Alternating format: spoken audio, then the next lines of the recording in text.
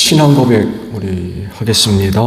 나는 전능하신 아버지 하나님 천지의 창조주를 믿습니다. 나는 그의 유일하신 아들 우리 주 예수 그리스도를 믿습니다.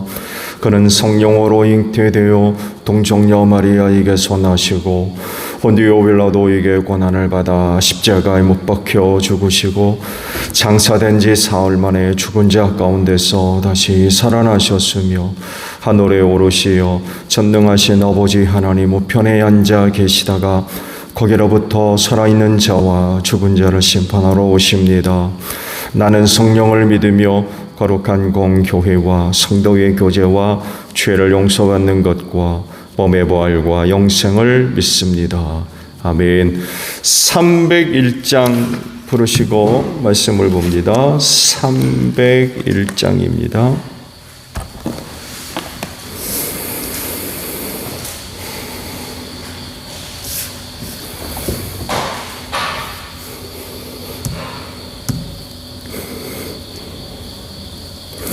지금까지 지내온 것 주의 크시는 해라 아리 없는 주의 어찌 이루 말하랴 자나깨나 주의 손이 항상 살펴주시고 모든 일을 주 안에서 형통하게 하시네. 몸도 마음도 연약하나 새 힘 받아 살았네. 물 붓듯이 부으시는 주의 은혜 족하다. 사랑 없는 거리에 나 험한 산길 헤맬 때 주의 손을 굳게 잡고 찬송하며 가리라. 주님 다시 배올 날이 날로 다가와 무거운 짐 주께 맡겨 벗을 날도 멀잖네. 나를 위해 예비하신 고향 집에 돌아가 아버지의 품 안에서 영원토록 살리라. 말씀을 봅니다. 창세기 14장이에요. 17절에서 마지막 절까지 봅니다. 창세기 14장 17절에서 마지막입니다. 아브라함이 그돌라오멜과 그와 동맹을 맺은 왕들을 쳐부수고 돌아온 뒤에 소돔 왕이 아브라함을 맞아서 사회의 벌판 곧 왕의 벌판으로 나왔다. 그때 살렘 왕 멜기세덱은 빵과 포도주를 가지고 나왔다. 그는 가장 높으신 하나님의 제사장이다. 그는 아브라함에게 복을 빌어 주었다. 천지의 주제 가장 높으신 하나님, 아브라함에게 복을 내려 주십시오. 아브라함은 들으시오. 그대는 원수들을 그대의 손에 넘겨주신 가장 높으신 하나님을 찬양하시오. 아브라함은 가지고 있는 모든 곳에서 열의 하나를 멜기세덱에게 주었다. 소돔 왕이 아브라함에게 말하였다. 사람들은 나에게 돌려주시고 물건은 그대가 가지시오. 아브라함이 소돔 왕에게 말하였다.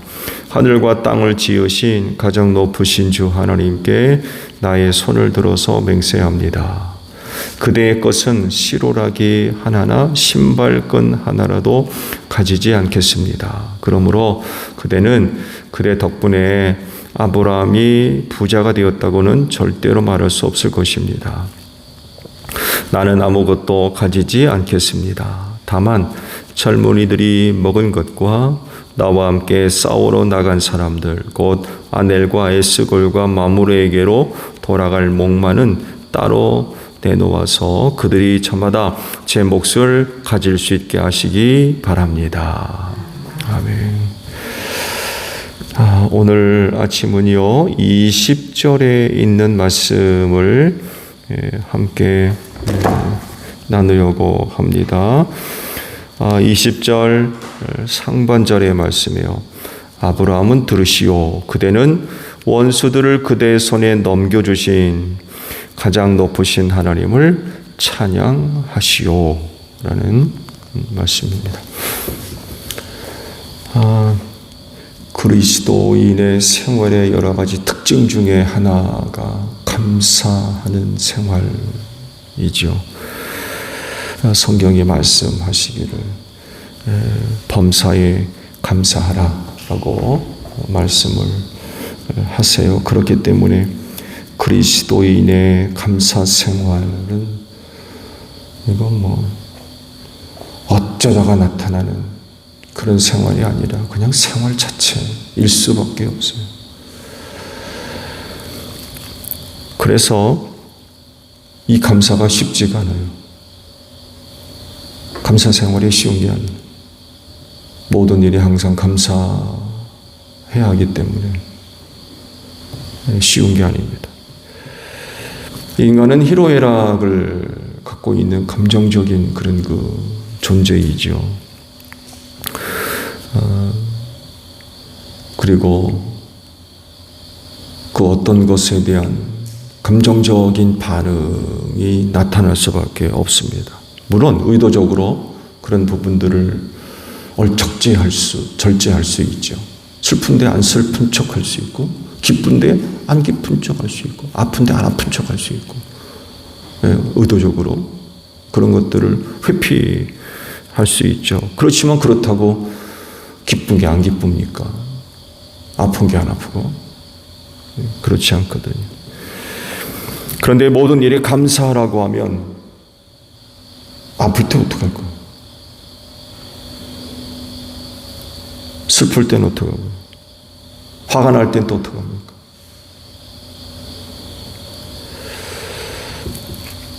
그런데 그럼에도 불구하고 감사할 수 있는 이들이 바로 그리스도입니다. 그럼에도 불구하고 감사해야 할 사람들.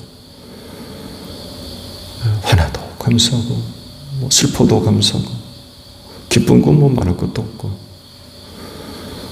감정적인 그런 상함이 있지만, 그렇지만 감사하는 것이 그리스도인. 눈물을 흘리면서도 감사하고, 웃으면서도 감사하고.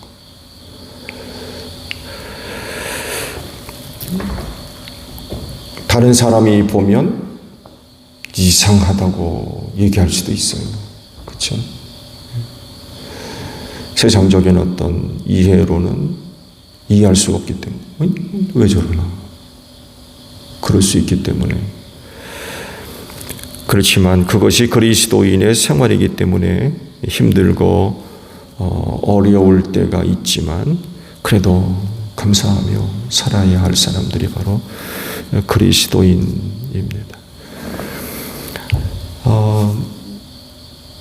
이렇게 사는 사람의 특징 중에 하나는 하나님께 대한 절대적인 믿음을 갖고 있기 때문에 가능합니다.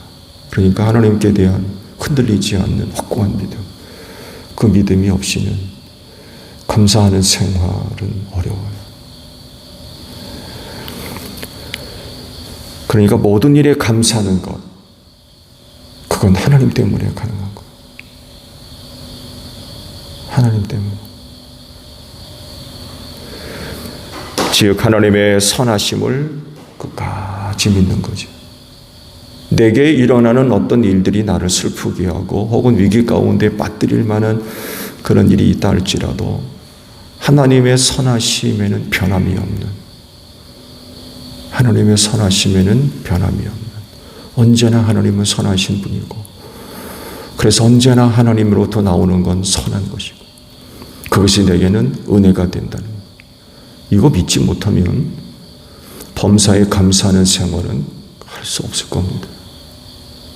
선하신 하나님께 대한 절대적인 믿음, 그 믿음이 있으니까 모든 일에 감사할 수 있는 것이지, 이 믿음이 없으면 모든 일에 감사하는 건 아마 불가능할 거예요. 오늘 주신 말씀, 전쟁에서 승리하고 돌아오는 아브라함에게 살렘 왕이고, 예루살렘입니다. 살렘 왕이고 또 제사장인 멜기세덱이 그에게 오죠. 예수님의 제사장의 정통성을 멜기세덱에게서 찾죠. 아론이 아닙니다. 아론의 혈통에서 예수님의 제사장직을 찾는 것이 아니라 이 멜기세덱으로부터 이어지는 제사장직을 이야기해요. 시작도 없고 끝도 없는 제사장. 성경은 멜기세덱을 이렇게 표현하고 있어요. 그의 시작이 어디인지 모르고 멜기세덱의 반차를 조차 제사장직을 감당하신 예수님으로 성경이 설명을 하면서 구약의 신비한 사람 중에 하나로 지금 얘기되고 있어요. 기원을 몰라요. 살렘 왕이면서 제사장인 멜기세덱이 누구며 어디서부터 시작되는지 성경이 전혀 말씀하고 있지 않습니다. 신비한 존재입니다.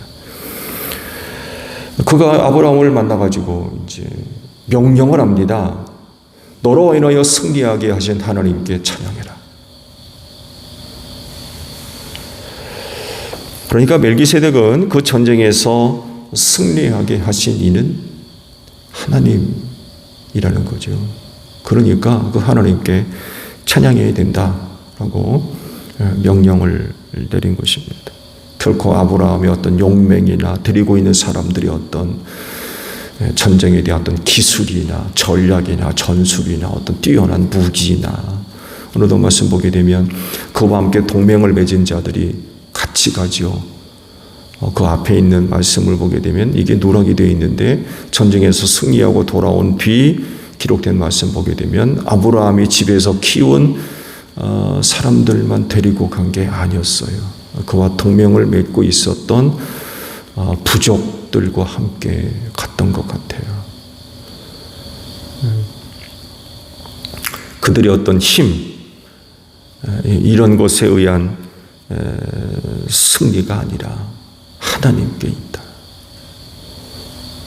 멜기세덱이 섬기는 그 하나님, 그 하나님께 있다.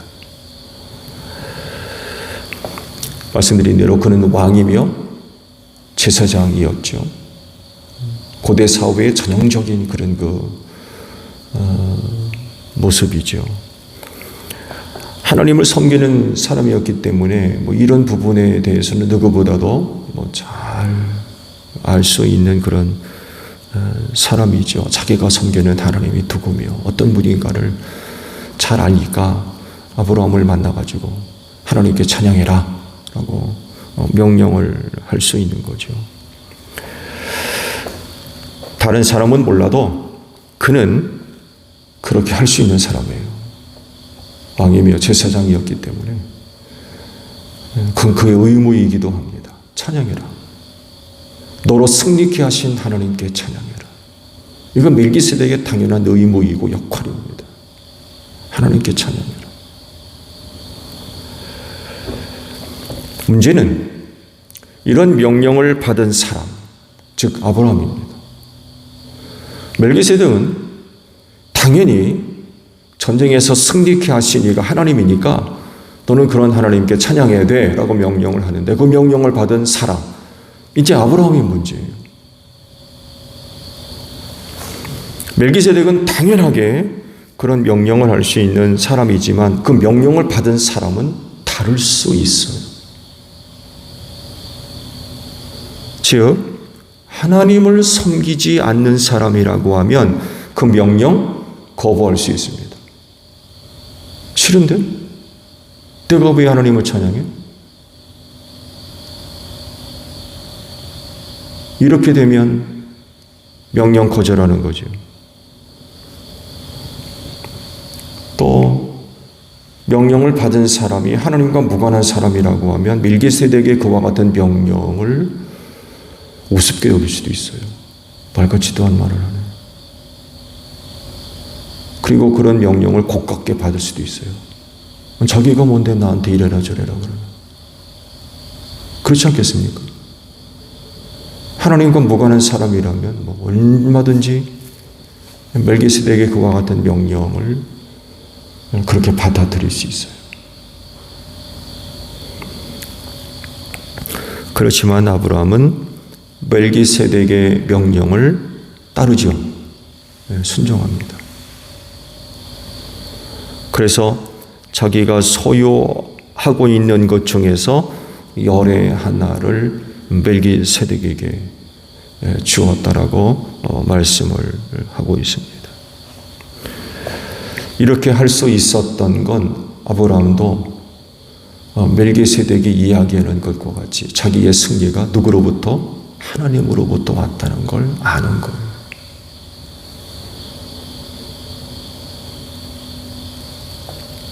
자기의 어떤 능력이나 어떤 수단, 자기가 갖고 있는 어떤 힘에 의해서 얻은 승리가 아니라 하나님의 은혜였다는 것을 아는 거죠. 아니까 그렇게 하죠.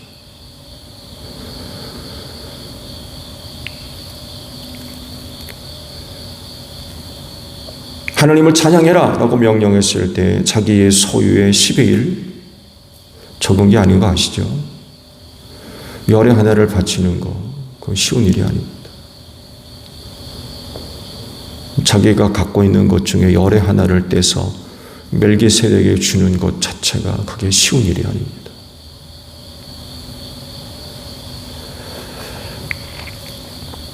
그렇지만 하나님을 섬기는 사람으로서 또 자기가 지금 얻은 승리가 하나님으로부터 왔다는 것을 믿고 알고 있는 사람이었기 때문에 멜기세덱의 그와 같은 명령을 순종합니다. 이 또한 아브라함의 소중한 믿음인 것 같아요.